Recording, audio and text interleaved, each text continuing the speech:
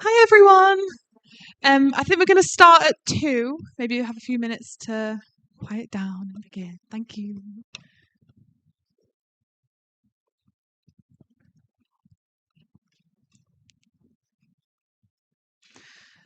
So, a very warm welcome today to the International Women's Day celebration. So, if I could ask you to all take your seats. And we'll also be using a Mentimeter throughout. So, if you fancy scanning it and for questions later for the panel. Okay, so there is no planned field alarm test today. So if you hear a field alarm, will be real. I hope that will not be the case. But the assembling place is just around outside the building. You can follow us to go to the assembling place if that is the case. And also, we may take some pictures and photos during the day, which will be used internally and maybe in the LinkedIn or whatever things. And if you are not comfortable with this, please let us know. And that is all the pretty things that we want to announce today. Okay, so now we are officially start our International Women's Day celebration. So, hello everyone, welcome to the Women in Manchester International Women's Day celebration 2026. And so International Women's Day, as we all know, is a very important a moment for us to celebrate our achievement. It's also a moment for us to reflect and think about what we have done and what we want to do in the future. And so this year's themes will be give to gain and also right justice actions for all women's girls. So I want to say a huge thank you for everyone who come today. I believe we're having colleagues from academics, technical people, and professional services, and research staff and students. Thanks everyone for coming today. I'll hand over to Emma to introduce today's agenda. Yeah, of course. So, my name's Emma Shiels. I'm the Professional Services Co-Chair for Women at Manchester. Lynn is the Academic Co-Chair.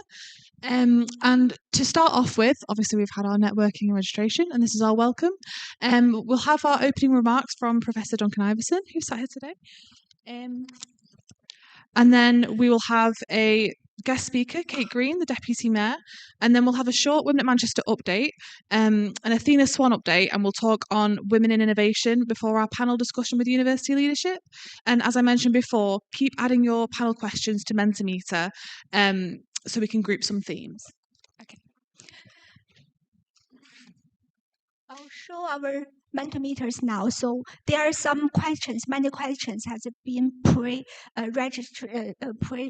submitted in the registration form, but there are so many of them. So we try to group many of them into the Mentimeter. If you feel the questions you're not fully reflected, feel free to submit another one. And also you can vote or rank the questions. We'll ask the questions from the top list in a few minutes.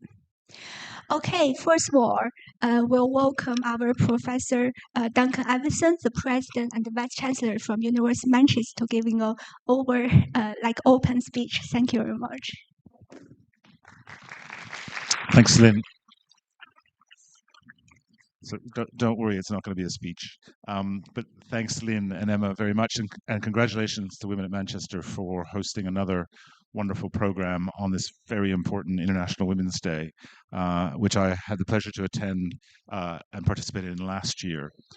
And you know, I've been to quite a few International Women's Day in my time, and I always think it's important to pause and make sure it doesn't just become yet another thing one goes to, especially I think, given the times we live in now. And I just really wanted to touch on 3 themes this morning before we hand over to Kate. And it's wonderful having Kate here, the Deputy Mayor of our city region, who is a wonderful supporter and advocate for the University of Manchester. So welcome, Kate. It's great to have you here. I mean, the first thing is, you know, there's a lot of talk these days about, you know, the relevance and importance of the equity, diversity, inclusion agenda, and including the relevance important of gender equity at institutions like ours. And for me, ultimately, inclusive universities that are committed to equity, diversity, inclusion, are just better universities. we teach more effectively, we ask better questions, we're better organizations. So our view is that we're going to lean into the equity, diversity, and inclusion agenda rather than step back from it, even though there's a lot of talk today and a lot of, I guess, noise around the importance of that agenda. It is so important to our strategy. It's so important to who we are as a university.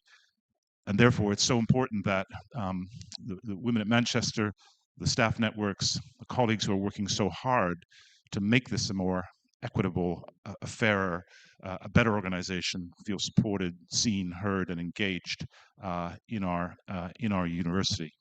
So that's something we're thinking a lot about, something I'm thinking a lot about. And I think it's something we have to remind ourselves when we come to events like this. They are, increasingly contested spaces. And I think we need to stand up for it and as I said, lean into it rather than try and stand back. So that's one, I think, really important theme for me that I was sort of reflecting on this morning when thinking about today's event. I mean, the second theme for me is, of course, I love the themes of this year's event. This give to gain, this fantastic phrase. I think we're going to steal that. I think that's such a fantastic, kind of progressive, generous, open, sort of spirited way of thinking about how all of us, not just women at Manchester, but all of us, including me, give back to our community in order for others to gain, for others to flourish, to progress, to build their careers. And also that really strong commitment to justice and rights for all women and girls, that universalist sort of underpinning philosophy that, of course, was at the heart of the birth of the women's movement here in Manchester and continues to be. But having said both those things, there's still more work to do. We still have a salary pay gap between men and women at this university. We still have a salary pay gap between women of color and men and women at this university. We still don't have enough Black women professors. Although there's progress in each of those areas, we still have so much work to do. As I said, one reason I really love that theme of give to gain is that in all of those areas, what I see my colleagues, both men and women, doing is really thinking about these challenges in a very progressive, inclusive ways. For example, the 100 Black professors now, we've, that 100 target has been met. Now we're thinking about 1,000 Black women professors now. So there's a lot of energy and focus that so many of you are bringing to the challenges that remain even after we commit ourselves to the principles that are so important to always commit ourselves to. And then the final thing was just really, I hope that over the course of today, in the discussions, the panel discussions, in thinking and reflecting on Kate's remarks and the other discussions that will happen, that you kind of feed that through into the university's way of working. It's really important that we hear the things that are working and hear about the things that are not working, so we can put them in front of ourselves and think about how we address them. So I hope we're trying to reimagine the way we deliver our services and our support in this university. We're trying to hold ourselves accountable in a collective, sort of empowering way rather than in a punitive, sort of blaming way. And I hope today that you feel that the ideas that you're discussing, the good ideas that you're surfacing, are ones that we can take away and work on. So with that, again, Lynn and Emma, congratulations. Thank you very much for the invitation, and I hope it's a wonderful International Women's Day event here at the University of Manchester. Thank you. Thank you. Thank you. So thank you very much. Our next guest speaker is Deputy Mayor Kate Green. Kate has long since championed equality, women and girls in Manchester, and we're delighted she's joining to speak us about the wider context for women and girls, not just in the university, and the actions needed to turn commitments into outcomes. So please welcome Kate Green.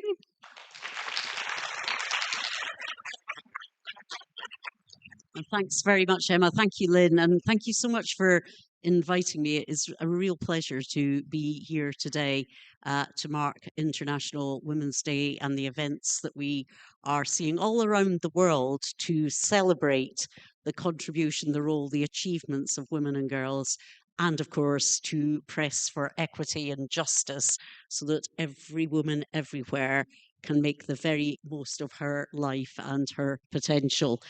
And I'm especially pleased to be here at an event that brings together women from different backgrounds, different parts of the world. Is an inclusive event for all women. It gives me real pleasure also to be here at this university because of its history over many years in championing the rights of women, including the right to access higher education, absolutely rightly. I think every one of us, of women in this hall today, is a testament to how grateful we should be to the women who secured that opportunity for us in subsequent generations.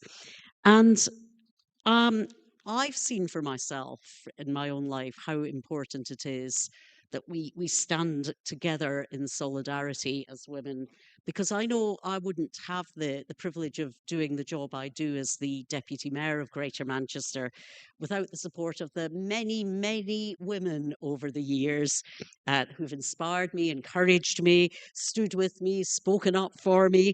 Their acts of generosity, whether that's been sharing their knowledge, their insights, their experience, whether it's been working with me on a shared goal, whether it's been pushing me forward or leading me from ahead, all of their support and example has made such a difference to me, has opened up pathways for me and changed my life trajectory.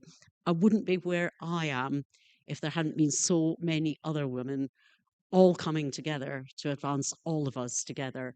And I think we all know that as women here, how important it is that we do move as one in sisterhood and solidarity. And it is that giving of our experience, of support, of leading the way, of championing, that for me is really at the heart of giving to gain. Because when we support one woman to do well, every woman does a bit better. We've got one more example of what it means for everyone when a woman is helped to succeed. And here in Greater Manchester, we're particularly lucky because we have some amazing by and for groups led by women who really champion women's rights and exemplify that giving to gain philosophy in everyday work that they undertake. They reach out to women who need help. They provide advice. They provide guidance. They provide opportunity. They stand with them. They fight for them. They fight alongside them. They celebrate their success and they promote their strengths. And you know what? I think we're a bit too modest about the brilliant work done by our by and for women-led organisations. And so today, I really want to take this opportunity to honour all of them, to acknowledge what they do, and to acknowledge their generosity and the gains that they help to bring about for every single one of us. And as I say, it's not just women who do well when a woman does well. Everybody gains. When women do well, everyone does well. It's not a zero-sum game. It's not a case of women do well, therefore men do worse.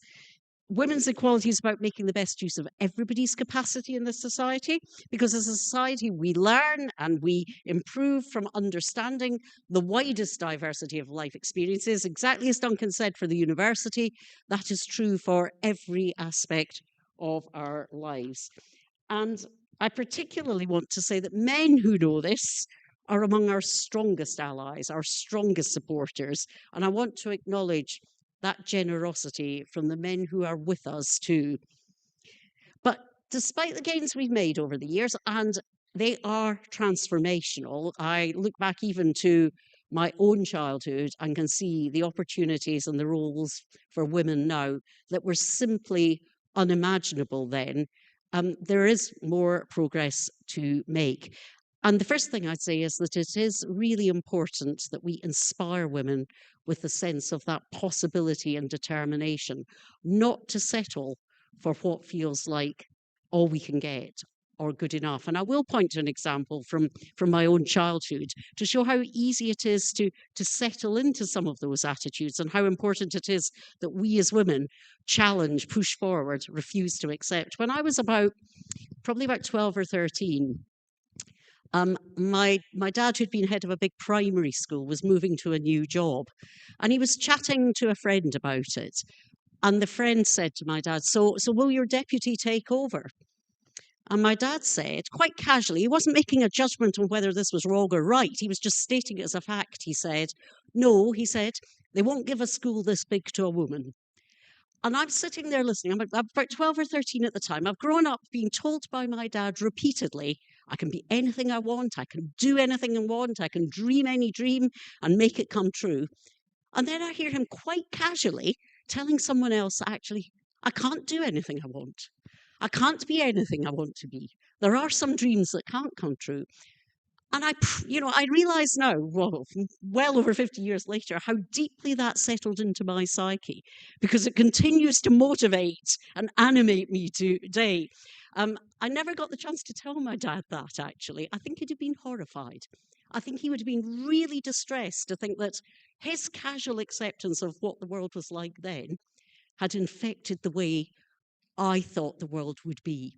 And I think there's a real question for all of us there to answer for ourselves about, do we ever do that? Do we ever just accept, actually, that's just how it is? We should never accept that's just how it is. We should always think, how can we make it better? How can we go even further yet? And, there is further yet to go, because I know you, like me, will recognise the many intersecting forms of inequality and inequity, the poverty, the immigration status, structural racism, disablism, all of these and other aspects of inequity that compound the disadvantage and discrimination that women in many walks of life continue to face. And in Greater Manchester, we are absolutely committed to ensuring that that intersectionality is addressed and attended to. Again, Duncan spoke about that a few moments ago. And particularly that we make sure that anything we do addresses the distinct needs of marginalised and minority communities. And I'm also aware of what that means for our young girls. Girls growing up in Greater Manchester now, distressingly, report lower levels of well-being and life satisfaction than our boys. You'll be aware of the Be Well survey. Obviously, this university has played a big part in that. We conduct other social surveys out of the combined authority, and it is a real concern to us to see that difference in terms of girls' sense of positivity about their lives today. And we really have to understand why that is and why girls still in this city region have less hope and optimism for the future than boys do. And we have then to think about, well, what are the pathways we need to create for those girls so that they can grow up as they become women to give and thus to gain. And of course, and I'm not just saying that because I stand here in a university today, but because it is so evidently true, education has the major role to play in that, to opening those pathways so that all of our girls can see a future, aspire to a future, and know there is a route to that future, whatever it is she dreams to do. And we are making progress through initiatives like the Greater Manchester Baccalaureate, the opportunities for apprenticeships, and of course the work that our fabulous universities here in Greater Manchester do to offer those education and employment pathways. And we need to ensure that those opportunities are genuinely open to everyone of potential who wants to take that opportunity, irrespective of gender. In my day job as Deputy Mayor for Safer and Stronger Communities, I'm also acutely aware, again from our survey work in Greater Manchester, that women feel less safe than men. So we have a 10-year gender-based violence strategy. It sets out to ensure that every woman in this city region feels and is safe everywhere, in the home, in the workplace, in her place of study, when she's out and about, on our transport network, if she's enjoying our leisure economy, And we set out a multi-agency approach, working across the public, the private, and the voluntary community and faith sectors, and with education partners especially, and of course with those with lived experience, to tackle abuse in all its forms. And we know, of course, that anybody can be a victim of gender-based violence and abuse. And sometimes I'm actually shocked at the banality of that gender-based abuse and how that fear of violence restricts women's lives. A few weeks ago, I was at an evening event at this university.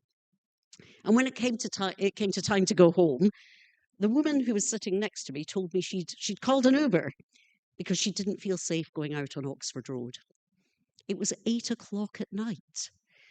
She was leaving her place of study, a place where she should always feel safe, safe to come to, safe to leave at any time of the day or the night. And she didn't feel safe to be on the streets. She was at least able to afford an Uber.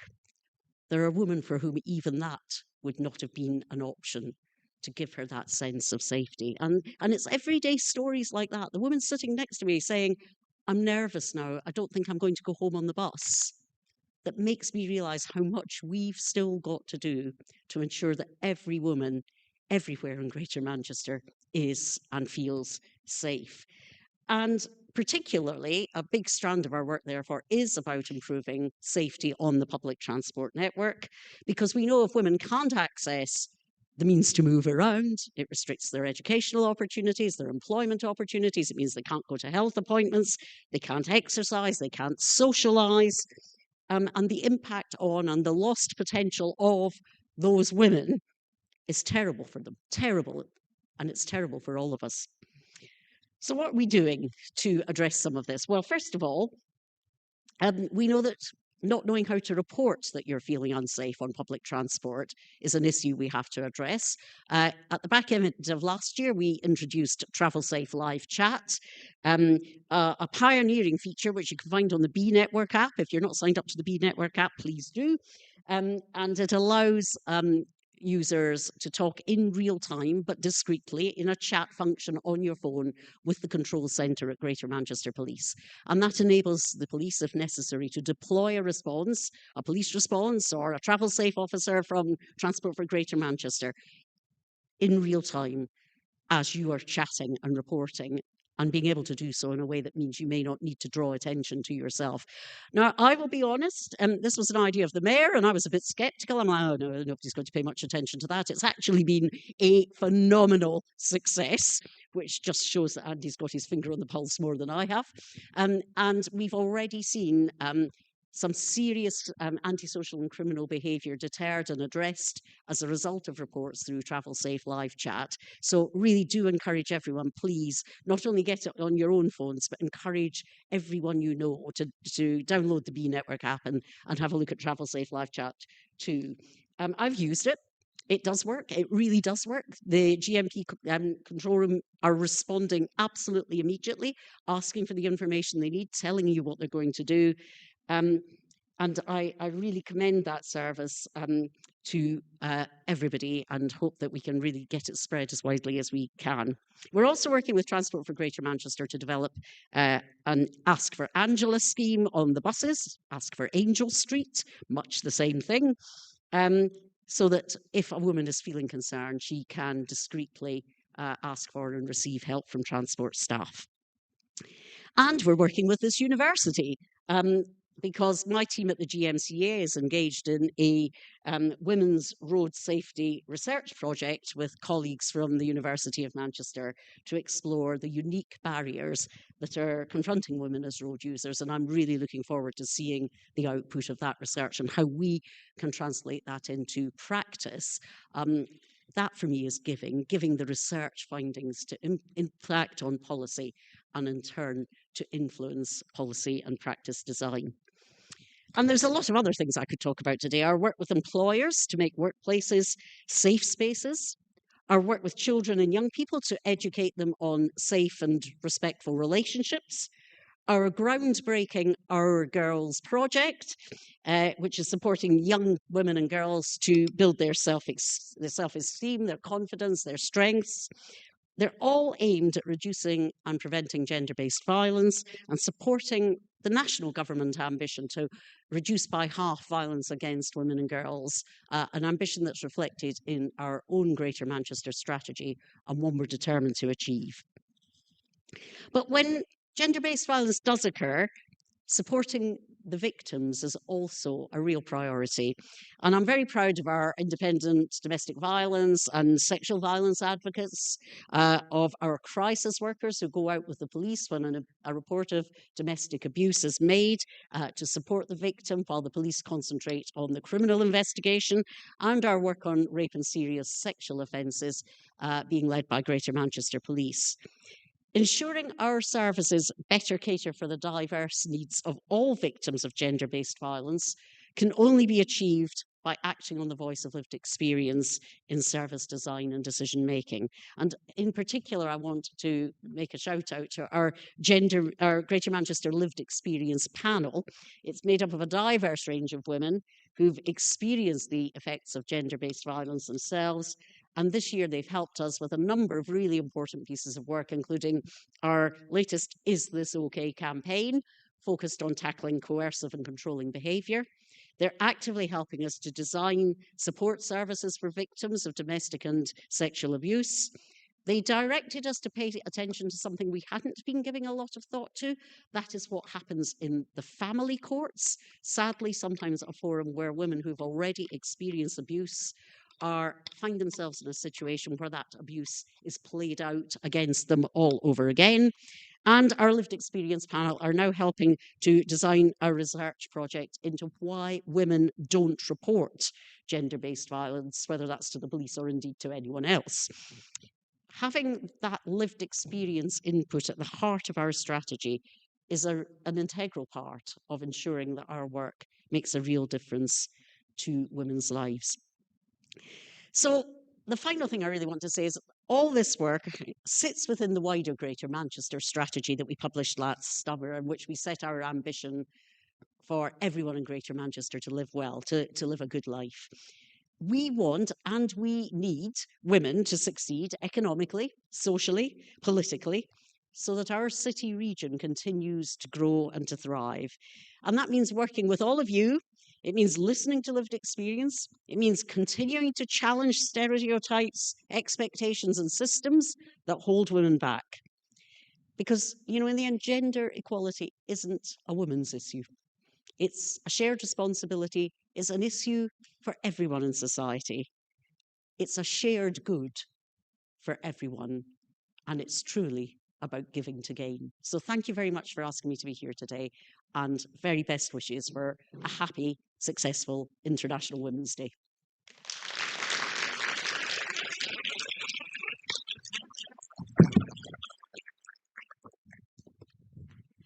Thank you very much, Kate, for your insight. That's wonderful to see. There's many things happening over here, and also just to mention that Cassie and Lana has put some of the links in the Teams chat about the gender travel safe NAP and B network, and also the gender-based volunteer strategies. Everything in the team space already. So if you want to check on that. Okay, so next, we'll giving some update on Women in Manchester, our activities in the last year. So first, a very quick introduction about Women in Manchester. The staff network was founded in 2022 by Rachel and Andel, and then Emma and myself took over the roles from 2023, which is around 2.5 years so far. And myself, my name is Aline, senior lecturer in chemical engineering, and the academic co-chair of the network. And Emma? I am the Professional Services Co-Chair of the network. My name's Emma Shiels, and I work in the Department of Student Experience. So possibly the highlight of me being the chair of this network is implementing the voluntary committee. I think to speak a little bit about maybe Give to Gain is that 2 years ago, myself and Lynn had a moment where we realised the network was growing so largely that we needed help. And it's okay to ask for help. And I thought, well, we have such a large network, we're definitely going to find someone with the skills that we need. So we implemented a voluntary committee. So myself and Lynn are volunteers, but these women have very nicely given up their time for the past 2 years as part of our committee. So I'd like to introduce them now. We've got Bharti Gupta, who's a project manager. We've got Hannah Ruth Roberts, she's on mat leave right now. We've got our media and comms officers. So we've got Hannah Murphy and Sahani Kachar. Our admin officer, Lana Lai. And then we have social officers, Molly Lacey and Laura Earnshaw Jones. Okay, thank you for that. And I also want to mention that if anyone want to volunteer in joining our community, and you're welcome, just contact us. So after that, I would just want to having a quick update on our missions and aims. So first of all, this network is open to all colleagues who identify themselves as women and non-binary from all across university for all roles. So this network will hope to create or provide a safe place for people to speak, to support each other, and to raise awareness and identify some patterns, and also inform some policy and practice. And most importantly, we hope everyone can have fun here, and we can having a group network activities and everything to enjoy the journey. Okay. So, just a quick summary of the activities we've done this year. We've spent a lot of time looking at the SharePoint and the Teams channels and streamlining how they work. We've done webinars. We've also started our flagship initiative, which is the Women's Speaking Club, and we'll talk a little bit more about that soon. We've launched the buddy scheme, and we're still recruiting buddies. There'll be more information about that as well. We've done workshops on career development, social events, wellbeing events, and also our annual general meeting as well. We would like to highlight a few activities in the past year. So first of all, we're having the newsletter and SharePoint. Let me introduce Hannah and Suhana to introduce their part because this is their work.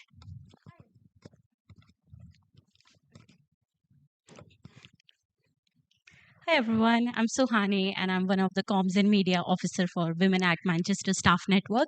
So I'm just going to talk about the few exciting activities we have been doing over the year. So ever since like 2024, we have started our seasonal newsletter, and I can't take all the credit for that. Hannah Murphy has done like a really great job. So she took a good job of like getting the feedback from all the staff members, making sure that we co-create our newsletter with our members. So we have started a spotlight series in our newsletter where we focus on stories from you guys just to spread it out in the university. And then we also have our SharePoint site. Again, I can't take all the credit for that. Laura has done a really good job setting up that SharePoint site. It's your stop for all the resources you need across the university. And we also have our annual general meetings. So it's a great opportunity to network and just like gather together in the same room and see what's been happening over the years and just like have a chat. So I'm going to pass over to Molly and Laura now to talk about Speaking Club, which is another exciting activity we have been doing over the years.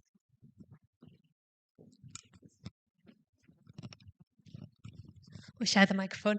Hi everyone, I'm Laura and this is Molly. We're the social officers from Women at Manchester.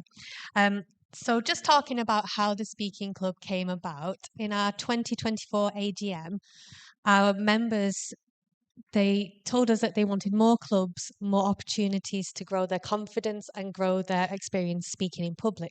And speaking in public isn't things like this, it's also in meetings, chairing meetings. It's something that affects everybody in the Women at Manchester network. So we discussed it, and then in October 2024, so just 1 month later, we had our first speaking session, and it was Empower Your Voice. And since then, we've had 13 more sessions. So we now have 14 in total since our debate session last week. I'll pass it over to Molly now just to discuss how it's going, but I just wanted to say a big thank you to everyone who comes and gets involved. It's such a wonderful opportunity to have got to know you all, and I'm so proud of you all. I just wanted to say that. I was about to follow on from Laura and say I can actually see some speaking club members here, which is really nice.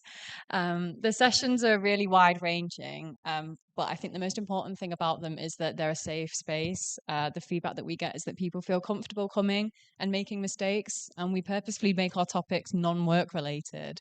So we can kind of highlight that it's public confidence is outside of the office. It can improve your life overall by having that extra bit of confidence. We've actually also just been shortlisted for a Making a Difference award, which we're very pleased with ourselves about. So some particular highlights, as you can see here, we've got a really wide range, but we have done a TED Talks challenge, we've done tongue twisters, which was a very funny one. We've done storytelling relays, and we actually had Professor Jackie Carter here to do her book launch as well. Thank you very much, and we'll pass back to Emma and Lynn. Thank you very much for the introductions. So alongside of this, we also did many other activities. First of all, is the career development event. So we organized and supported a wide range of career development events. For example, we're having the global reflections on senior women in leadership, collaboration with Kenya and led by Rachel Cowen. And also we co-host the Women's Higher Education Network Conference, which is the first time for this conference to be out of London, and we're having over 300 attendees on that. We also support our leadership program and 100 Black professors now. And also in November last year, we hosted Jackie Carton's book launch and talking about women's and typical stories.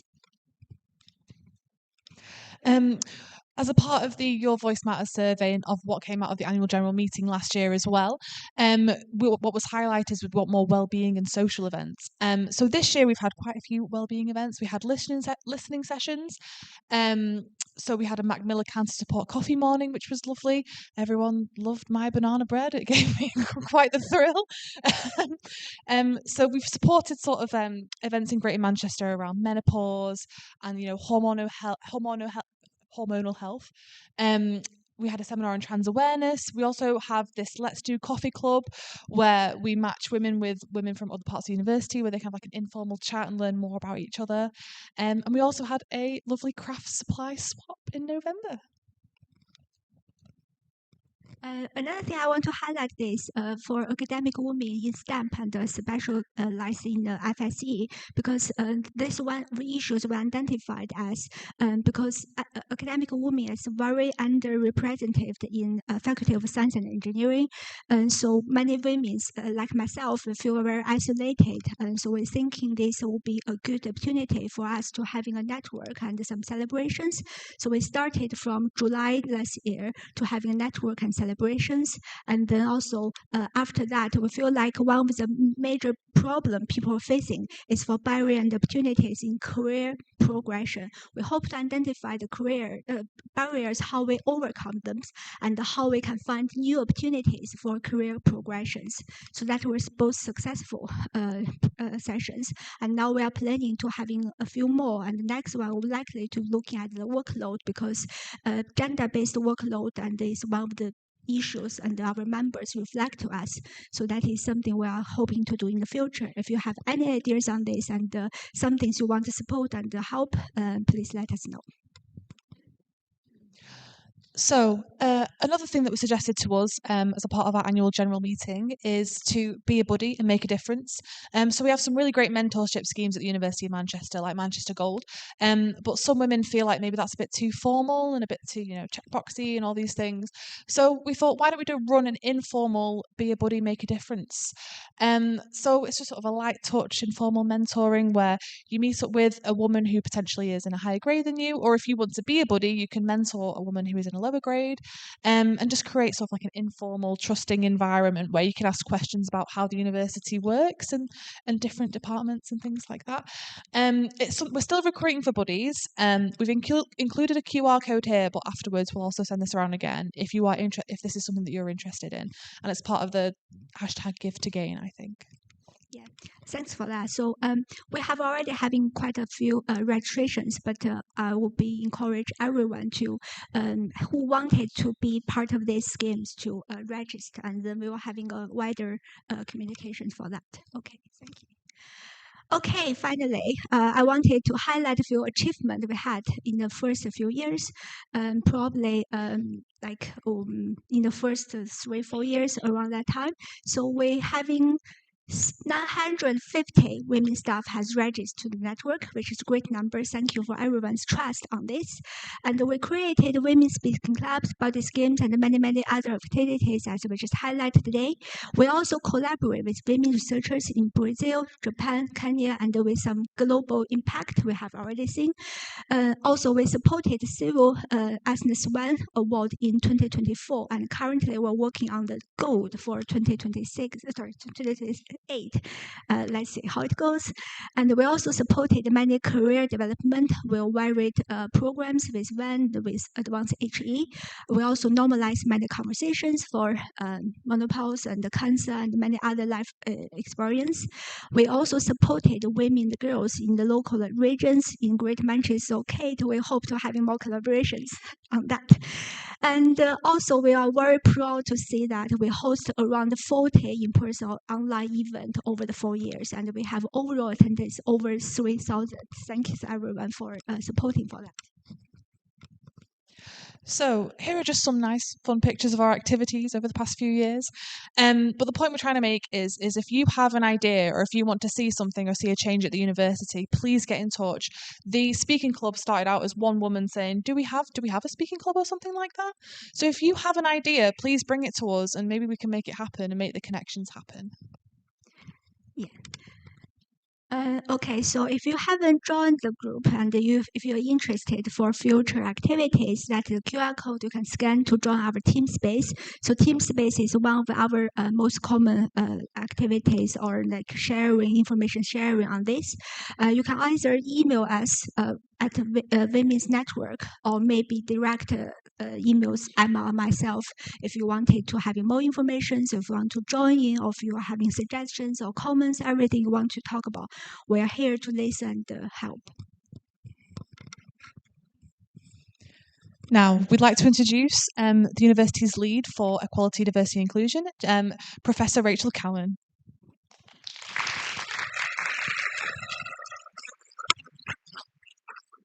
Okay. Hello, everyone. It really is a delight to be here. And please, can I just have a round of applause for Women at Manchester, for Lynn, Emma, and the steering committee? Yeah. It's absolutely fantastic to see this network go from strength to strength. And how do I advance my slides, ladies? Do I? Brilliant. Thank you. Thank you. Great. So I've been asked to provide an update on Athena Swan, which is our gender equality charter for those of you who haven't heard of it. So will it advance? Yeah, okay. So the charter, Athena Swan, has been within the sector for the last 20 years. And we at the University of Manchester have been part of the charter and its principles, which is around advocating for gender equality within our policies, within our practice, and within our culture. And what you can see here on this slide is our headline figures in terms of women's representation through what we call our pipeline. So going from our undergraduate student population through our postgraduate, teaching and research students, through to our lecturers, senior lecturers, professors, and university executive. And absolutely not forgetting our professional services staff as well. So the original charter was focused very much on women's equality. It was focused on academic representation and increasing the progression of women through the academic pipeline. But over those 20 years, there's been an evolution of the charter, and it absolutely focuses now equally on professional services and academics, and it focuses in on people of all genders, so not just men and women, but people of all genders and all gender identities. So, you can see some of the metric progress we've made through this data slide for women, and you can see that we've achieved parity, or, women are actually overrepresented, certainly at undergraduate and postgraduate level within our university, and we see the women coming through the pipeline including on the professional services, until we get to the professor level. So we still, at that very senior level, have underrepresentation of women, for example, at the professor level. We've also made a lot of improvement in terms of our women's representation in decision making, and right up to the senior level, and we're currently at 45% women's representation in the university executive. So we're really proud of the progress made, and huge thanks to many people in this room who are driving forward this change in terms of the numbers, but we also know we have a lot more to do. Okay. So we have what's called our Athena Swan Silver Action Plan. So we hold a silver award. There's 3 categories: bronze, silver and gold. So bronze says that you have a good understanding of your and have done a thorough self-assessment of gender equality in the university, and that you have a robust action plan. We were awarded silver in 2024 because we have a good understanding of our gender equality challenges and progress, and we have a robust action plan, but we've also shown progress against the action plan. And as Lynn said, we're going for gold in 2028, which will show that we've made substantial longitudinal progress with regard to gender equality in its broadest sense. So I lead the Gender Equality Athena Swan Committee, self-assessment team as it's called. And I co-chair that with Rebecca Lee, who is our Director of Reward in the People team. And we have a very diverse self-assessment team. We bring people from across the university at all levels, across all pathways, technical, early career, fixed-term contract researchers, students at all levels as well. We also partner with external critical friends. So we're working with the University of Belfast, University of Nottingham, who hold gold in this space. We're also really partnering very well with our networks, and increasingly so. So partnering with Women at Manchester, with the Parents and Carers and Guardians network, but also with TIN-B, our trans-inclusive network, and all the staff networks. So we have over 90 actions that we're progressing with accountable action owners. And you can see just a pie chart here of the progress that we're making. And that is published in terms of our overall action plan on our website, so you can take a look at that. The thing that has really helped us as well is that we're working together in an intersectional way. So we aren't just focusing granularly on women. We are coming together with leads, and it's great to see Hamid here, our disability lead. We're also working with Tony Hastrup, who's the academic lead for race. And, bringing our actions together across Athena Swan, race equality, disability confident, and our LGBTQ+ Stonewall awards as well.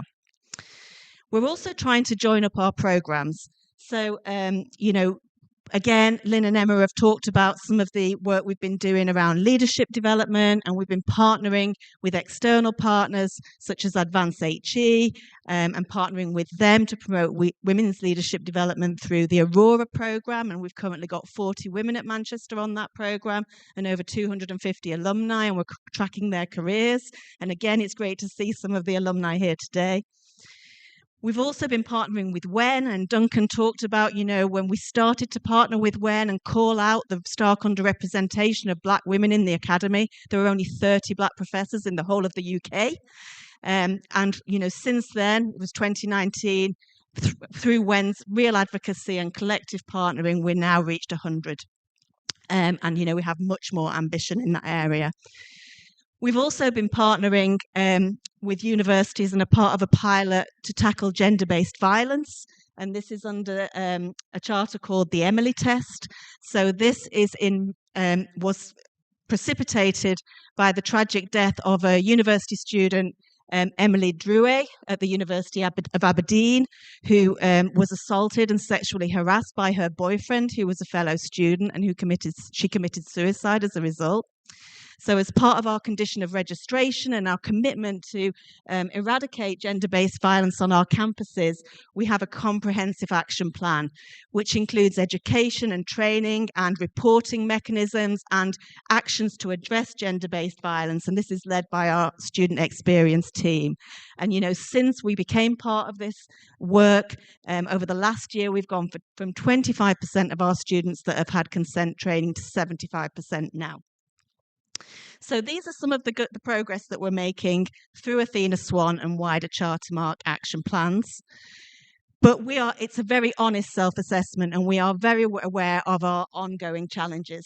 So Duncan talked about our gender pay gap, which last year stood at 15.5%. Actually, this year's report is about to go out and it is closing, but it's very much up and down, and there's, it's still quite intractable around that sort of 11, 12%.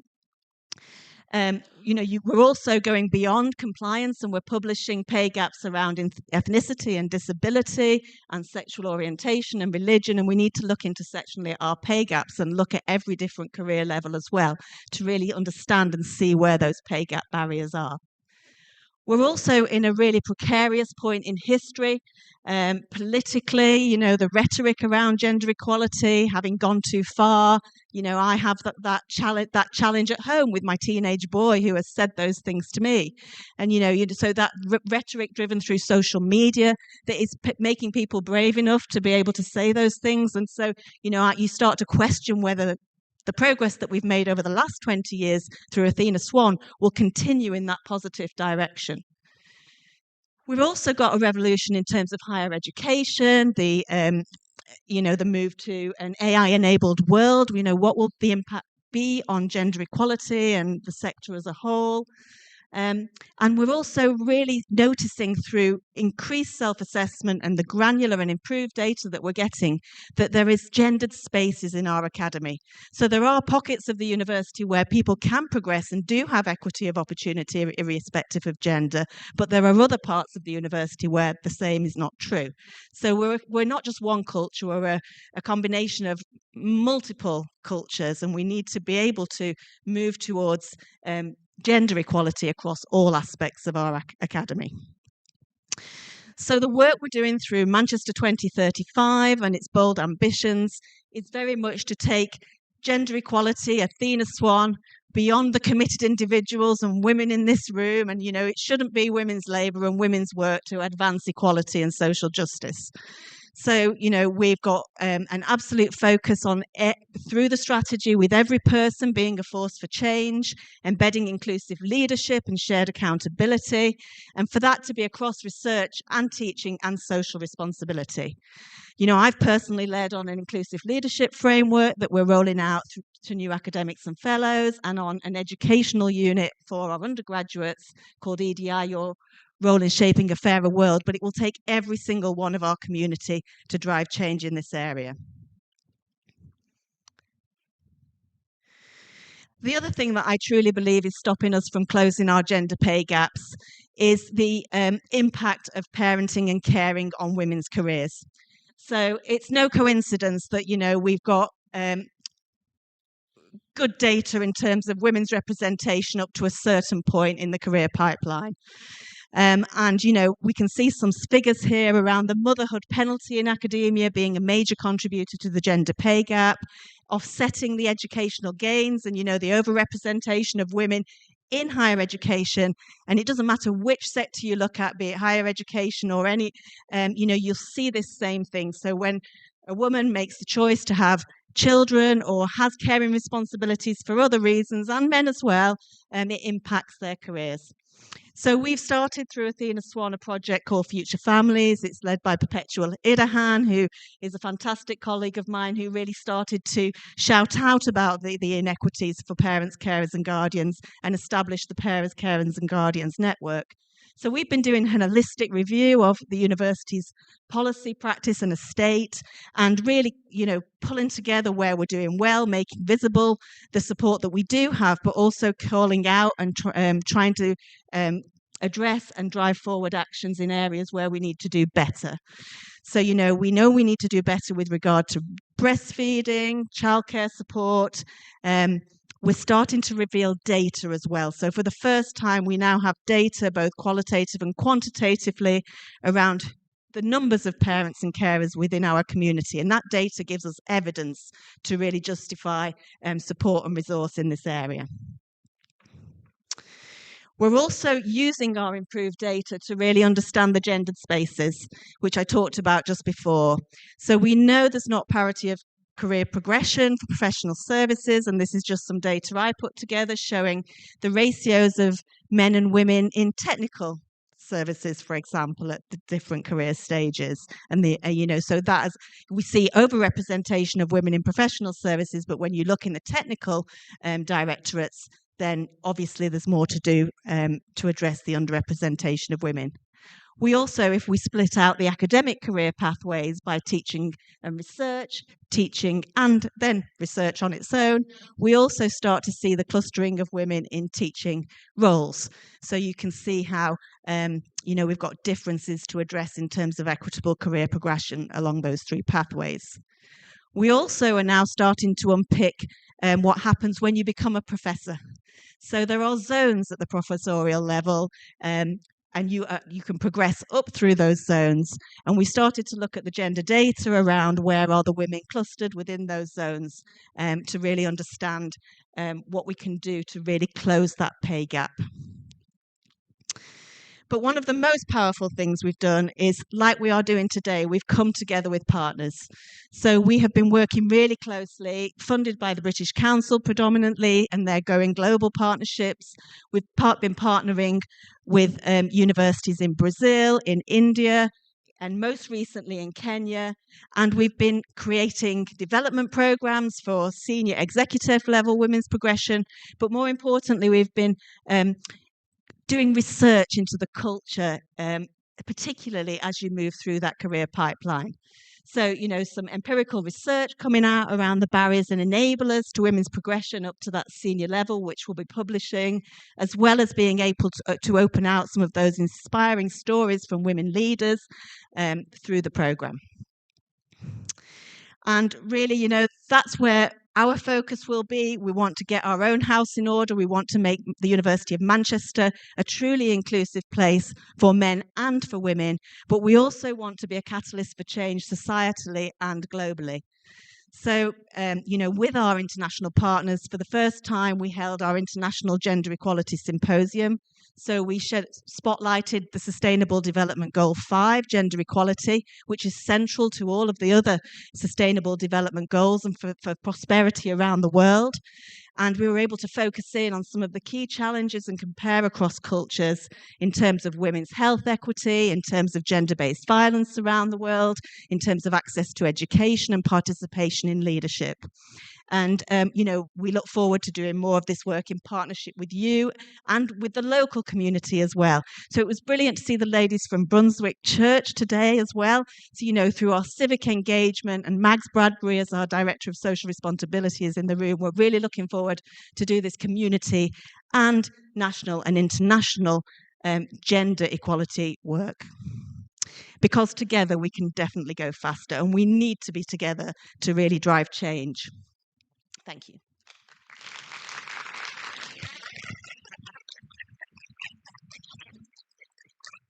Thank you so much, Rachel. Great to see so many things are going over here and to see the progress is going very fast. And my personally joined a few programs Rachel is organizing. It's really great, and I enjoyed it so much and learned so much. Thank you very much, Rachel. Okay, so I think our next speaker is Professor Aline Miller, and Associate Vice President for Enterprise. She will talk about a little bit on the women in innovation. Thank you. Brilliant. Thank you very much. And together we can go faster. I love that. And I need to remember that as I go back into my next committee after this and talk there. So I'm Aline Miller. I'm the Associate Vice President for Enterprise in the university. What does that mean and what do I do on a daily basis? So one of the things that I've been sort of tasked to do is garner interest from students and academic staff right across the university to help lean into that innovation agenda. What do we mean by the innovation agenda?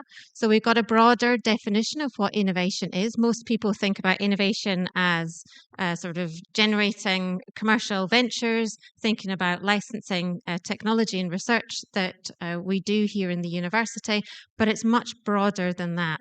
We can have great impact from the teaching and the research that we do. Teaching, for example, we're looking at integrating placements and studentships and interactions between external partners partners and getting our students out there and integrated into sort of real world experience through partner enabled learning. And we're also thinking about building that innovation ecosystem to help support the good impact that we can create from teaching, research and social responsibility.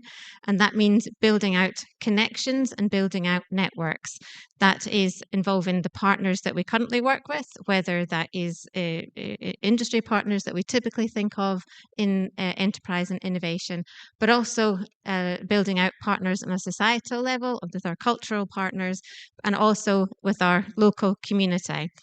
We are obviously working very closely with the civic authority, so the City Council and the combined authority within Manchester. That's baked into the heart of our institutional constitution. And the other part of what that means is we want to really create and benefit impact with our local community, the boroughs that we border with here in the university, but right across Greater Manchester, and then help generate that impact locally, nationally, and then take it globally. So why is that important, thinking about working together and promoting and garnering women and female networks? So thinking back to my own experience, been in the university a long time and created a startup company about 12, 13 years ago, and just thinking about the disparity between sort of that male-female ratio. So as a female founder, I was slightly daunted going out into a world I knew nothing about as an imposter and having that imposter syndrome. But I was faced with challenges. If you think about that venture community, we've got all female founder firms. 2% of those female founder firms raise capital, and venture capital raise an investment. So all female firms raise 2% of all investment that go into companies. All male firms raise 83%. So great disparity there. But what was heartening was that those all-female firms get higher return on investment. So for every pound that's invested into companies, 7 to 8 pence of all-female founded firms comes back as a return on investment, and then 31 pence in every pound that's invested in all-male companies is that return. So even though we get less, we actually can make more impact with what we're doing. On that exit strategy or that impact on the society, all female companies have a twice a higher return on overall investment and impact on the economic society, but also sort of that societal impact as well. Twice as high an impact as all male companies have. And we do it with 15% less investment. So we're more efficient. Why do we do that? And because we've got a more balanced, in general, approach to that risk assessment. We take more balanced decisions. We work more effectively as a team, and we can balance the time aspects more because generally we've got more practice at doing that. So the take-home message is that we can create all more female founding teams, but even having a female founder or a female on the board actually makes such a big difference and increases that return on investment and that efficiency. And we need to shout about those kind of things more. And it's exactly the same when you look at female board members, female chief execs. We need to increase the number of those companies that are starting to come through. So how do we do that, and how do we encourage more people to lean in to the unknown? And it's a scary thing when you want to try to do something new, do something different, whether it be starting a company or whether it be trying to generate that impact and trying to get what you're doing translated out into the real world. And you'll see that it's woven through the 2035 strategy. But how do we do that in an environment where we've got to take probably a step outside our comfort zone? In that outside that comfort zone, that's where we kind of learn and grow as people, but it can be a scary thing to try to do. So how can we help each other do that? And that's coming back to the working together better. we can help each other, we can build connections. You never do any impact on your own. You always have to work in a team, or you always have to have connections to get you to that next stepping stone, that next milestone to generate that impact. And to generate the impact, you need to talk and make connections to people. So build the connections at every single point. And you never know when your connection that you make today, make tomorrow, will be useful to you on that journey. So I've got a couple of challenges for you during, I think, the break that's following this. One is speak to two people that you don't know, make new connections.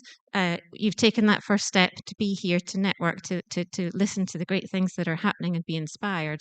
But make two connections in the break that you and talk to two people that you haven't met previously. The other challenge I have for you is to pay it forward, to raise each other up. We always talk about how females in general, don't have a voice at the table, or their voice isn't heard. So we can help each other get our voices heard. So in your next meeting, in your next networking session, in the next committee meeting, just go in, talk about the great work that you've heard about today, and just raise it as an issue so it's in people's minds as they're thinking about things.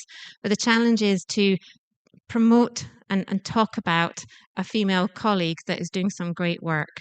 We all, in general, suffer from imposter syndrome. I'm going to a dinner tonight, and I looked at the guest list, and I thought, oh, crikey, what am I doing at this table? So, we all suffer from that. But if we've got a friend, a colleague, an advocate for us, then it just makes taking that first step into the unknown a little bit easier. And if you can help promote someone else, bring it forward, whether it be a student, whether it be an external partner, whether it be a colleague, if you help and promote someone else, you never know when they will help and promote you, and you build that connected network. And if you show the example of yourselves doing it, then other people will start to follow, and hopefully it will snowball. So 2 challenges: make some connections that you didn't know, and promote someone, and I'd be an advocate for someone in the next session. And also, third challenge, and maybe squeeze one more in, is lean into the unknown. And that means lean into doing something different, doing something new, and you never know where it might take you. I was on a panel discussion last week, and one of the take-home messages was, what's the worst that could happen? And I thought, I saw doom scrolling one night, I saw a poster, what's the best that could happen? So that's what's in my mind. So what's the best that could happen? Lean into that different agenda, lean into the innovation. You never know what will happen. So thank you. So, hello. Thank you so much. We have a 5-minute comfort break now, and then when we get back at 10 past, we'll have the panel discussion.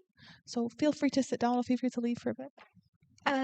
The Mentometers QR code is over there. If you haven't submitted your questions, feel free to do so. And during the break, we'll play some of the achievement, and feel free to read other people's achievement and celebrate. How do we stick the achievement?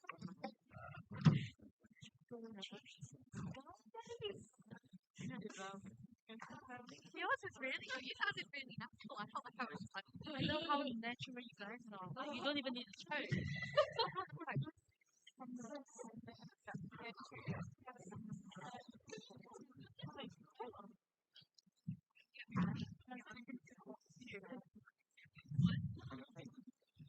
Yes, I think so. Yeah. Yeah, that's good you. And nice to meet you as well. Is it something that you want to get from home then? Or is it just something like if there's an opportunity there, hopefully just come back?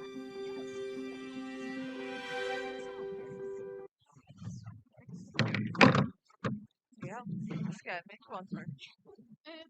Yes, I was trying to start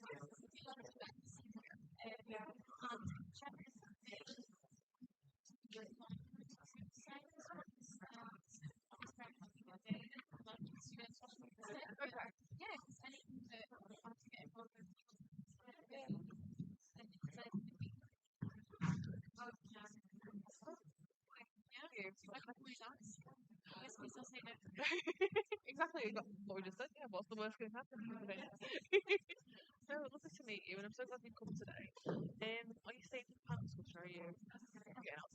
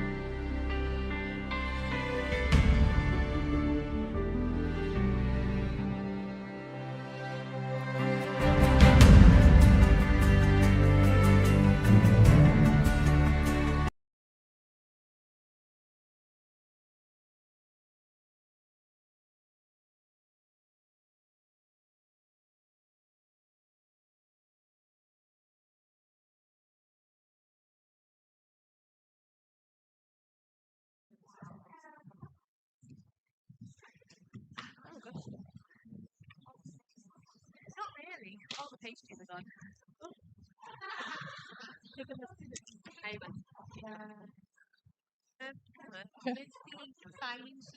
Oh, brilliant. I didn't know what we were going to do with them. I don't, but I'll think about it. Yeah. Just wanna think about it. Double check how many I'll people double check. I'm going to get some water.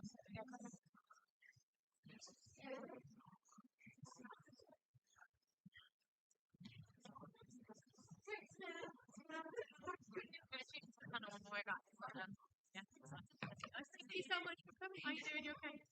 Yeah. I might go and film my walk. So yeah, with us. The one with you. Yeah. You want? No, I'm doing. Sure. I think it's still something. Yeah. I'll bring upstairs. Try not to embarrass myself.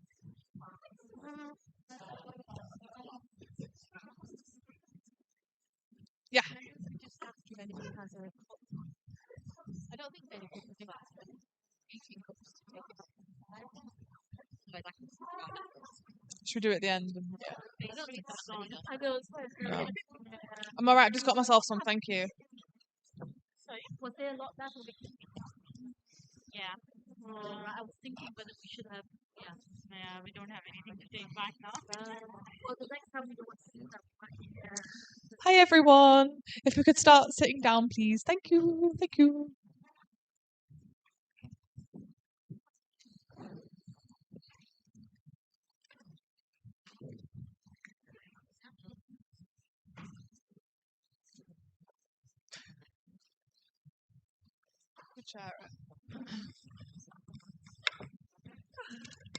I'll just wait maybe a few more seconds for everyone to trickle in.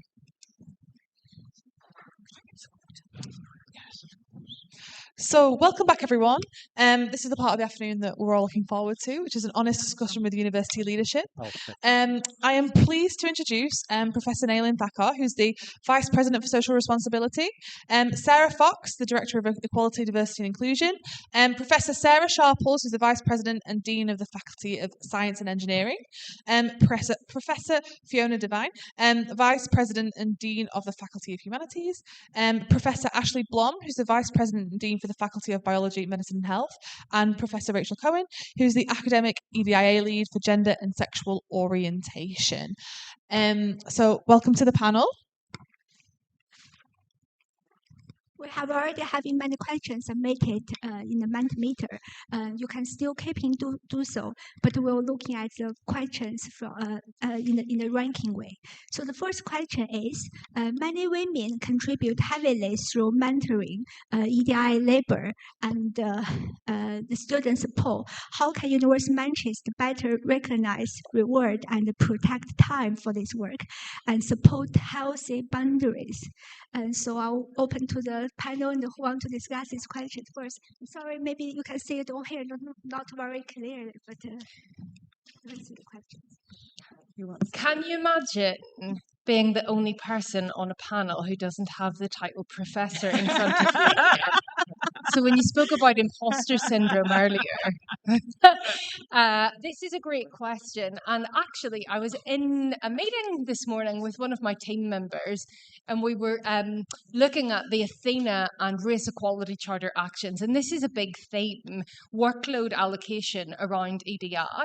And actually, I think the university is doing a very good job of giving workload allocation for major EDI roles, like Rachel's role, our vice deans and faculties, our directors of EDI in school. I have come into the university from outside higher education, and honestly, EDI is always under-resourced in every organisation. Compared to the scale of the issue, the resource is tiny. We are very well resourced in the university compared to anywhere else I've been. I think we need to resource our staff networks better and more fully in order to be able to support this kind of the aims that we've set out in Manchester 2035. You know, it's littered with references to equity and creating a really inclusive university for the future. And in order to do that, we do need to give people more bandwidth, I think, to really contribute to that strategy. But the other part of this, I think, is actually a big cultural shift that we need to make. And that is into recognising, I'm tempted to say that EDI is part of everyone's job, but that feels wrong. Like, it is all of our jobs to do our work inclusively, and I think it's that isn't kind of culturally embedded or understood, and I personally think that that's the shift that we need to make. I think if I can add on to Sarah's point, and Sarah has no need to have imposter syndrome because she knows much more than the rest of us, with a little bit of, with apologies, about the realities of implementing EDI in a complex organisation like this. As many of you know, I lead in science and engineering, where we have systemic underrepresentation of women in many of our disciplines. And I've been grappling with this issue for many years. In my previous university at Nottingham, the very few women that there were in my particular department always made an effort to go to the open days. And the reason is we knew that that was something that made such a massive difference if we then wanted to encourage female students to apply to the engineering courses that we were leading, because we know the power of someone who looks like us being in that sort of space. The challenge that we've got is that rightly workload models capture those big activities. I'm actually keen that they don't end up being too granular, because then I think you end up with a bit of weaponization and unhelpful conversations. What we need to do is state the bleeding obvious. What we need to do is make sure that those who are responsible for the day-to-day decisions and leaderships around the allocation of those smaller, really important duties, whether it is asking someone to come along to an open day or helping out when a visitor comes along, that they are trained to be mindful of the likely disproportionate burden on underrepresented groups of staff. If we do that, then we can start to see that parity. I do think we've made considerable progress, because I remember trying to explain this very issue to one of our heads of department in Nottingham about 10 years ago, and he looked at me like I was an idiot, and he just could not compute that there was any issue here at all. I think we are now in an environment where it is recognised that this is an issue. What we need to do is make sure that we continually remind those who are responsible for allocation of those smaller activities, just so that they can step in and spot when someone is being disproportionately asked to do some of these activities. I think if we look across the university, and if we look at the EDI roles in the university, and we've discussed this many times at the EDI committee, they're disproportionately done by women. And we must recognise that A, there is a problem with men not participating in it, and B, that we appropriately recognise these sort of wider contributions to collegiality, to university culture, and that they are taken into account in service and leadership when we think of promotions. I think unless we are doing that, we are failing those women. The issue often is that when you contribute, when you sort of do something as almost like a service role, yes, it's helping you grow, but it reaches a point where if it's not being recognized, it's also detracting you from other things where others are being given credit for those other activities, and you're not able to do that because you are contributing in a collegial way to those wider roles. And it's a similar thing if you look at ethics committees, all of those sort of things, disproportionately women who take up those roles. And we must really sort out male representation in those roles and encourage people, and B, we must take into account, we must give them credit for what they're doing and somehow take into the promotions process.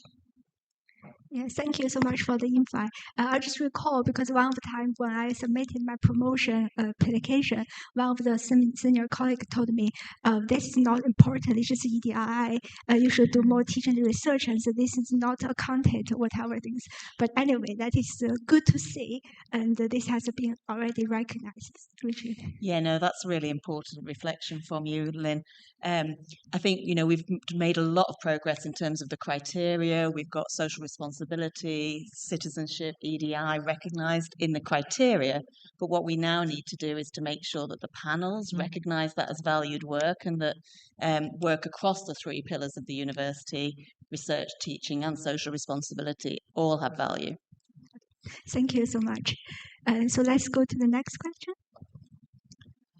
The next question is AI has been known to be inherently misogynistic, created by men for men. How is the university going to ensure the safety of women with the rise of AI? It seems a quite difficult question to answer. It's a hard one. I Give don't you a mind. moment. I don't mind going Thank you. first. I feel like Thank you, everyone's Sarah. looking at me. Okay. So it's interesting, actually. I mean, it's definitely been created predominantly by men, and we know that there are many actually challenges within the working environment of some of the sort of big tech companies and some of the sort of smaller, particularly the rapid growing sort of Silicon Valley type companies. There have been some very well documented challenges there in terms of company culture. So AI is known to be inherently biased. It's biased towards or biased against many underrepresented groupings overall. And that's because actually all AI is, in my head, is complicated maths, and complicated maths done on data sets. And if those data sets are imperfect and not representative of the wider population, then that bias gets perpetuated. Large language models, which learn from the fundamental data and create new notions as a result of that data set that they are informed by, are a particularly powerful way of perpetuating that bias. So the first thing is that we need to make sure that we are using our skills as a university, and we have absolutely fantastic research and knowledge here in terms of how to responsibly use AI. So we need to understand what AI can and cannot do. I'll be honest, I was looking at Google Gemini before this panel session to look at some overall statistics, remind myself the proportion of representation in A-level subjects, for example, and I could be pretty confident in the sources of that data because I understood the way in which that particular model worked, and I was able to cross-tabulate the information I got from that AI tool with my own knowledge of the situation. The real risk of using AI is if you don't do that cross-correlation. You don't do what we all do, and many of you will be as old as me and remember the conversations we had when Wikipedia came available. And we all tore our hair out and thought, my goodness, what if students use Wikipedia? What are we going to do? And actually, quite quickly, some good practice emerged in terms of students and colleagues understanding how to responsibly use sources like Wikipedia. We need to go through the same process with AI, but we also need to challenge and change those models. So we are empowered, particularly through our research, to work with some of these organisations. We need to infiltrate from the inside, and so we need to make sure that if there are ways that we can be developing new approaches to algorithms that can mitigate that bias, well, I'd like them to be invented here. So I think that there's something that we can do as such an extraordinary university as Manchester is to try and redress the fundamental problem, as well as making sure that we're helping colleagues and students be responsible in their understanding and use of AI. I can follow up on that. So I would certainly reinforce the first point that Sarah's made about the tremendous academic community we have at Manchester and so many people working in a fast-changing situation. As you can imagine, as Vice President and Dean of the Faculty of Humanities, very cognizant of many of the issues around safety and trust in the use of AI. And there's amazing research being done in, for example, a Centre for Digital Trust and Society, but right across, say, for example, the 4 schools in the Faculty of Humanities, I know we have people working on these issues. So I think there's great research going on in this space that we will also use to learn for ourselves as an organisation and what we're learning here. I also think that we have produced some excellent initial guidelines for both staff and students in terms of the use of responsible use of AI. And that will be something I imagine, and I'm looking here at Jen Hallam in the front there of the audience in terms of, for both staff and students, how we will be continually refreshing guidance for the responsible use of AI. As I say, this is a very fast-moving situation. We're doing lots of learning as we're going along. I mean, a couple of weeks ago, for example, again, going back to a point that Sarah just made, I was using Copilot for something, and then suddenly I realized the source at the bottom was Reddit, and I thought, oh, right.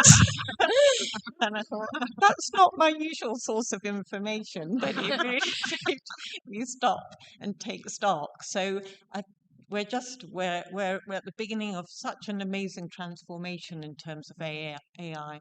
We're all learning as we go along, and there's lots of that we've got to be doing together and thinking about the gender dimensions of it in terms of trust, security, and all those sorts of issues. So we tend to think of AI as negative, and AI has tremendous potential for solving many of the challenges we face. It's much more powerful than what we could do ourselves. So there is a positive side to it. The second point is that it is widely prevalent now already. Trying to say we won't use it is really looking backwards, looking at sort of saying we shouldn't be using calculators. If you remember all that, some of you are not as old as I am, but when calculators first came around, people had exactly the same response. So you're the calculator generation, and I'm the Wikipedia generation. Indeed. That shows our age difference. Our students are already using it. Their workplace is going to expect them to use it. And we would be negligent if we didn't teach our students to use AI responsibly and to use it well, because if you put garbage in, it's garbage out. So we just need to be always mindful that we would be failing our responsibility if we didn't teach our students to use AI. As much, it'd be a bit like schools not teaching children how to use computers now. It's already beyond that stage. It's widely prevalent. People are already using it. And we have a choice. We can either ignore it and become irrelevant, or we can say, use it, but here are the limitations of it. And the limitations, one of them is that the database they are trained on introduces bias. But we need to teach our students about where that bias is, how to spot it, how to put the right prompts in to get the right answers, and so on. So it is about how to use it well and how to use it when it's necessary. It's not always necessary. So because there is a impact on energy use and all of those sort of things, on water use and things like that. So we really must engage with it. And in terms of research, we can contribute to make it better, to remove the biases. And as I said, we can use it to sort of have a really positive benefit on global challenges we face. Can I? So I also think we're all individually in our own algorithm bubble.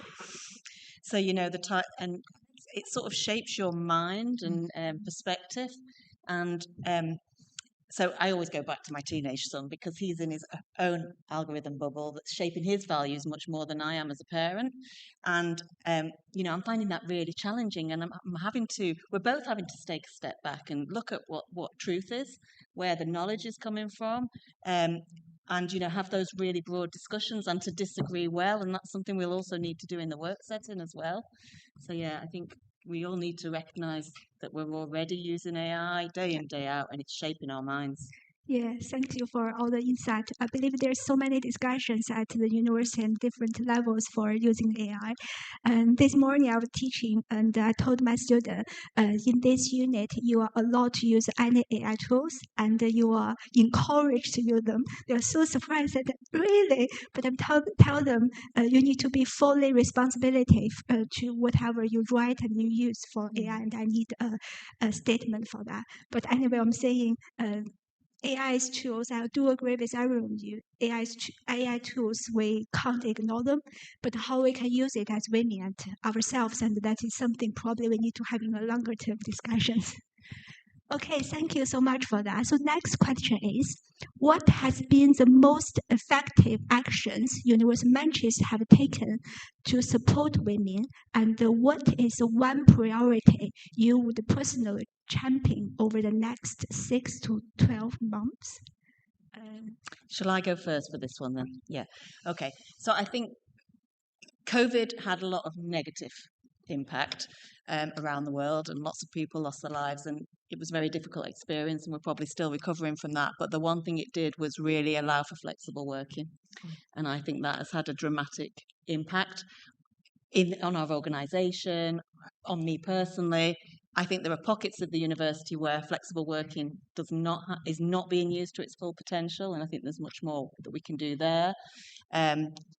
One action I would like to drive, and I actually asked this question, we saw some of the questions before, this was a really challenging one, but the one thing I would love to see change is, and I'm welcoming the employment rights bill that's coming in, day one rights, and I would love to see a shift for true shared parental leave, so that societally we don't have this inequity that exists in all of our homes if you have parenting and caring responsibilities, that then impacts on work for men and women. And I think we could follow some of the Scandinavian models, some of the legislation that supports the organizations in those countries. It would be fantastic if we could get there. And if we as an institution could step out beyond the legislation and bring those things in anyway.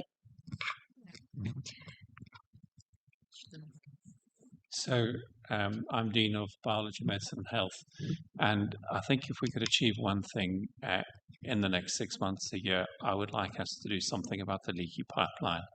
60% of healthcare providers are women, about 60 to 70% of researchers are women. And then you look at the professoriate and it's less than 50%. And we just don't do enough to keep the talent. And there's so many great women that are dropping out, and it's really multifactorial. You mentioned having more flexible working. It's around how we structure our day. It's how we do promotions. It's when you do take a period of leave, whether it's a caring responsibility or maternity time. How do we do keeping in touch so that you don't then end up with your career stalling? Not just for the period you're off. I mean, I worked with a very prominent female researcher, and I looked her up on Google Scholar not long ago, and I can tell you when she had her children, because her outputs drop off in the year or two after that. And, there's so many small things we can do that can address the leaky pipeline, and we can have more of our great teachers and researchers staying in the system. I'll come in here. So I've been at the university for a long time, and at the time of the merger, which is now over 20 years ago between UMIST and the University of Manchester, I think there was an exercise that took place, and I remember this as head of Department of Sociology, my first major leadership role, where we were reviewing salaries.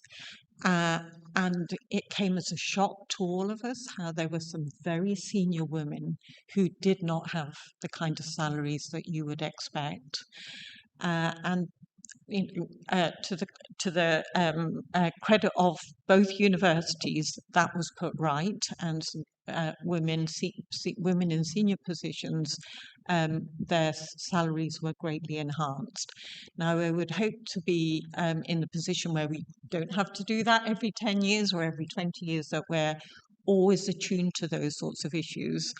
We're doing a lot of work at the moment around our promotions processes, how we can make sure that they're consistent and fair right across the university and across the 3 faculties.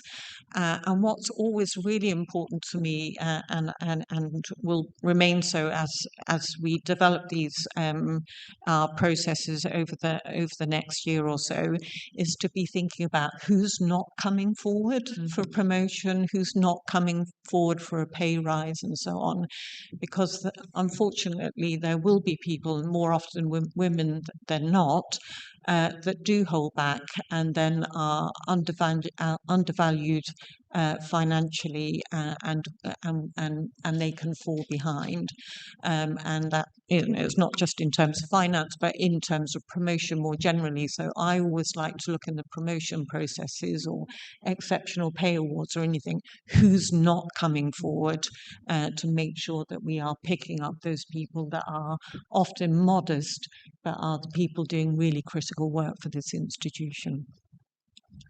Can I add a really quick one, because I don't know who's responsible for it, but I'm very grateful to have inherited it.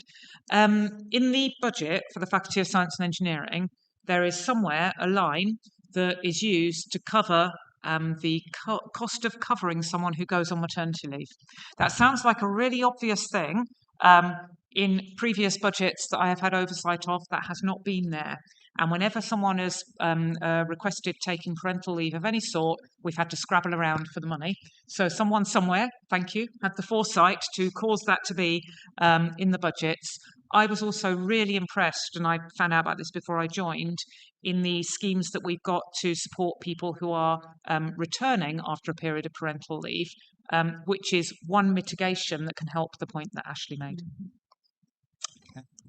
Sorry. No, please, after you, Alan. Thank you. The question is about what's been the most effective way. I think taking a structured approach through Athena Swan has been really effective. I think having an EDI directorate, instead of it being a small part of the People Directorate, or HR as it used to be known, as a dedicated function, has been effective. Having academic leads and having a very effective academic lead in Rachel has been really effective. I think all of those things, structural things, that have made a major difference in terms of getting the focus right on it. And we managed to do things in the last 5 years that we were struggling with previously. And so I think having the right structures, right governance in place, and the leadership buy-in that was required to put all of those things in place helped. So I think don't underestimate the sort of getting the structures and processes right. That goes towards creating the sort of right cultures and so on in the organization to deliver that, and that follows, and then the resources follow that. Yeah, I would really echo what people have said on the panel. I looked at the question and I thought, there are some things that we can do from a policy perspective that make a difference, but there isn't sort of one solution. Gender inequity is systemic, and so the solution has to be systemic. And so we've heard recruitment, promotions, policies, family leave. We have to do all of those things. And I'm a huge advocate of Athena Swan, actually, because it takes a systemic approach to gender equity. And I think it's wonderful that we're progressing that work. And when I think about kind of gender equity, there's 2 elements of it. One is policy, or the, institutionally what we can do. And we've heard lots of examples of that. And in a way, I think that's the easy part.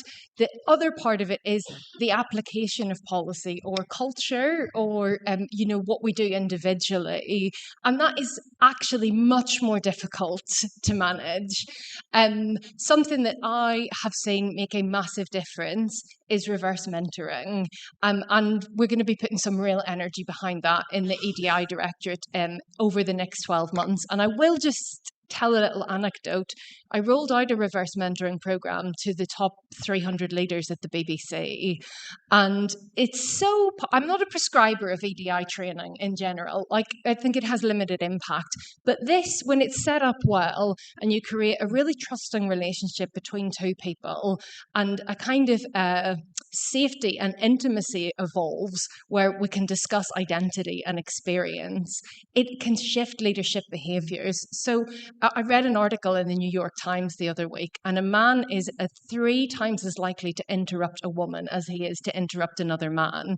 And this came to life in a relationship on the reverse mentoring program I ran at the Babe. So one of our senior leaders on that program got given a task by his mentor to sit in meetings for a week and to just tally who gets interrupted and who doesn't, who gets to speak. And he tallied it for a week, and he said it was jaw-dropping. Like, he could not believe what he discovered through this process, which was effectively that the women in his area, which was technology, were not getting to contribute, that their ideas were getting repeated by other people and taken credit for. And his big kind of commitment from that program was that he would intervene and ensure that the women in his team had a voice.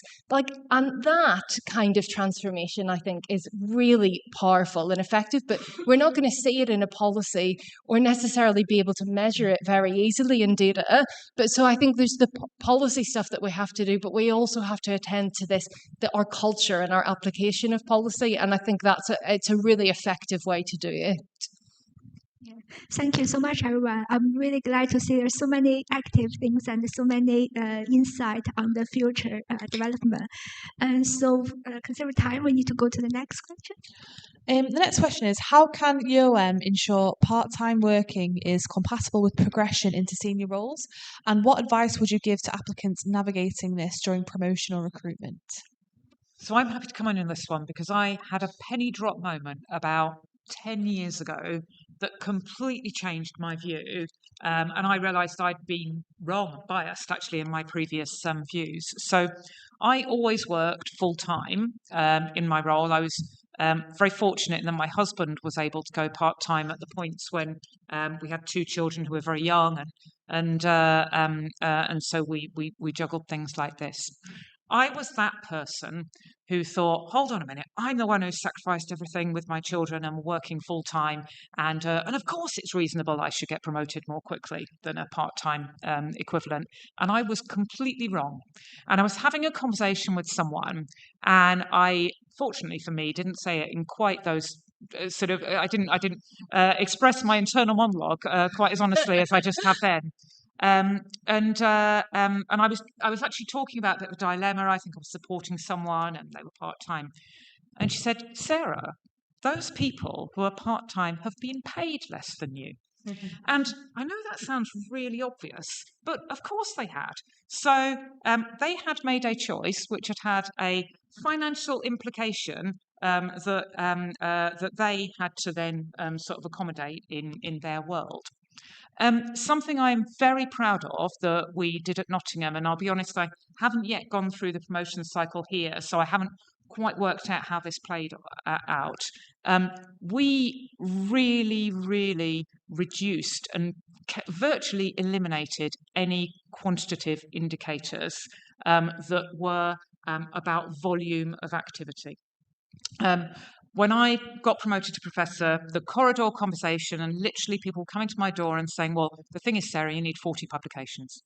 And I literally had 40. I was terribly good in everything else, obviously, but publications were my weak spot. And so they said, well, and they went through and they counted. We don't count things anymore. We look at quality. So we moved there to simply report your best 5 publications in the last X period or whatever. No mention of H-index. If you mention an H-index on your CV, then we didn't quite rip it up, but we got very, very grumpy. And so just moving away from that view that this is about time served was the first thing. The second is, I'm a big fan, and I've just spent 4 years in the civil service. The civil service did job share very, very well proper job share, it costs the organisation a little bit more because you often pay two people 60% of their time.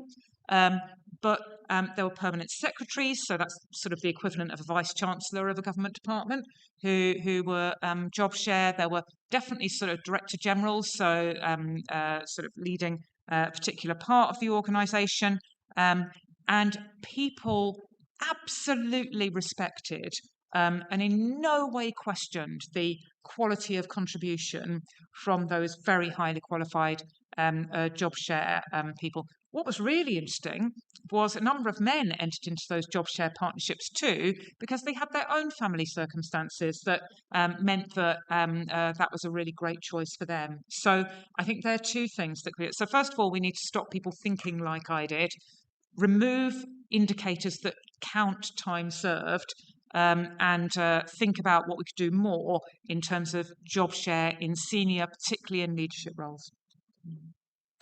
Can I just come in? There's some great work going on in Fiona's faculty in SEED, School of Education, led by Laura Winter, and she's been running an inclusive leadership series and looking at job share models and bringing people in who are leading right up within the university executive in other universities in a job share way. So I think that will be something that, you know, hopefully we can sort of mirror here. But I will tell an anecdote about when I went for promotion. Luckily, I didn't know, but no one had been for promotion who was part-time at the time in my school.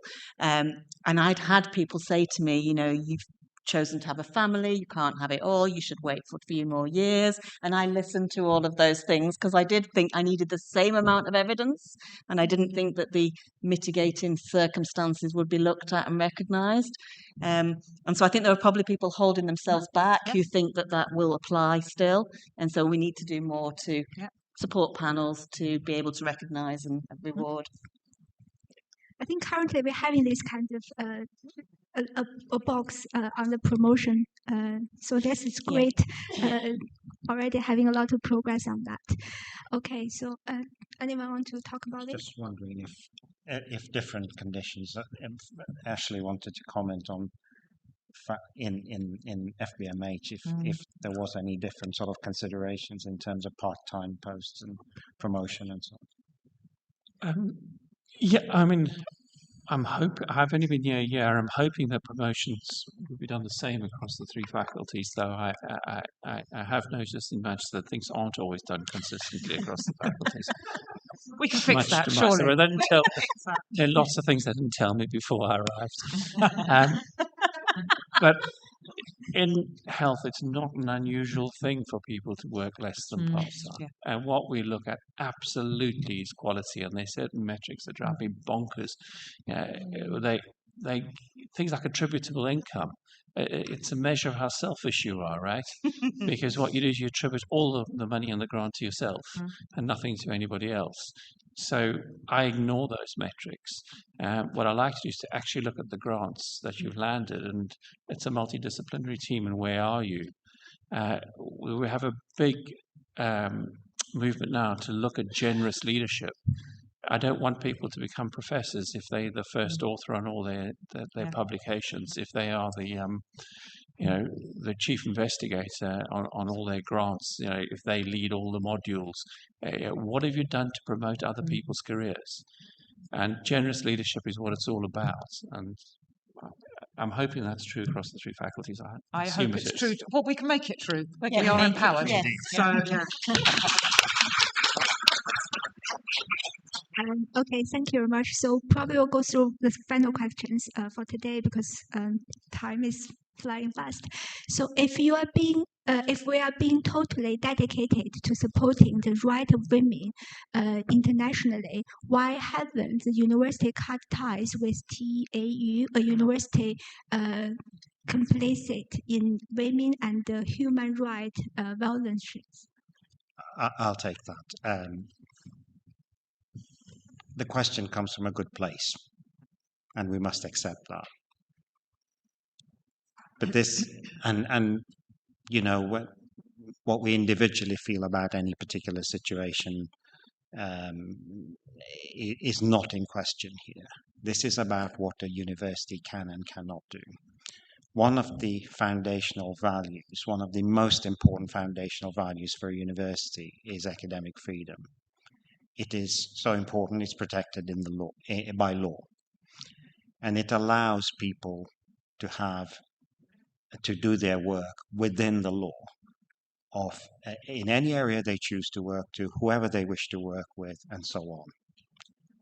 And university is obliged to create conditions to promote that, because that's where you get the greatest sort of breadth of thought coming in, challenges, and so on, because you are allowing that freedom for people to really look at diametrically opposed sort of views and so on, without any interference, without any political interference, without any bias, and so on. We are obliged to create those conditions. And if university starts taking a stance on saying we cannot have relationship with X or Y, and it could be on any issue, for whatever for whatever reason you choose not to do that, you create a chilling effect effectively to say people who individually have a right to do this, that you're now saying, well, actually, you can work with them, but we think they're so terrible, we're not going to work with them.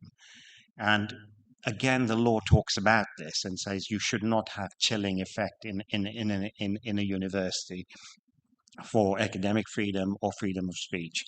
So that's the baseline. So you say, well, how do you define boundaries? We don't work with everybody. The outer boundary of what we do, it is academic freedom within the law, it's freedom of speech within the law, is defined by the law, essentially. So the law determines where the outer ring is, as it were. And within that, we are obliged to sort of work as within the sort of regulations and statutory obligations that apply within that ring. Now, you say, well, why don't you apply ethics standards? The only two ethics standards that are widely accepted internationally and agreed are those for working with human participants or with animals. Nothing else. There is no agreed ethical framework beyond that. And if you look right across right across the universities in UK and most of the world, most are opposed to any form of academic boycotts because of that reason. So UUK, which represents every single university in UK, is opposed to academic boycotts. If you look at the Royal Society, again, has come out very openly. The government is against academic boycotts. And that's the reason we tend to sort of function with and to try to preserve. These are very, very important values within the university. Now, I'm not commenting on any particular university. You know, there will be others who we feel, or any individual may feel, are violating other rules or are operating in another environment that we wouldn't favor. But as long as they're within the law, the university will not adopt a stance that creates a chilling effect on this and will allow partnerships. And all partnerships that university forms are driven by academics. They're not non-academic partnerships. They might be called whatever name you choose to give them, but they are academic partnerships, essentially. Thank you so much for that. So we have to close the session. I believe there's many questions haven't been answered today, but we're having the full list, and if you're having further questions, feel free to let us know, and we'll take them to relevant teams and person to try to sort it out, or maybe giving some reflections on that. So thank you so much, everyone, and a huge thank you on the panelists, and thank you so much for your insight. And also want to thank everyone who attended here, and also people online, and thank you for continuously supporting us. And we do having a feedback form. If you can scan fill it in. We hope to see what feedback you have, comments, suggestions, or whatever things you think we can do, or maybe we haven't done well, or maybe we can do it in the future. We'll be grateful to see your opinions and topics. We're still probably having some coffee, teas, and pastry, and outside and they want to stay a little bit for networking. Thank you, everyone. And I think we'll close the session. Thank you.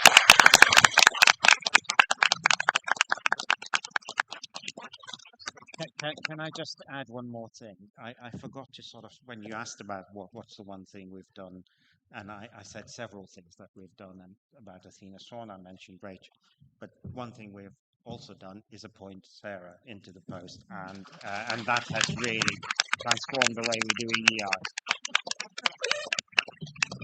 Sarah support us so well on the network things, and thank you very much for joining the panel today as well. Thank you. Thank you for putting on such a wonderful event. The Women's Network, by the way, are just sensational. So massive round of applause. Thank you, Lynn and Emma.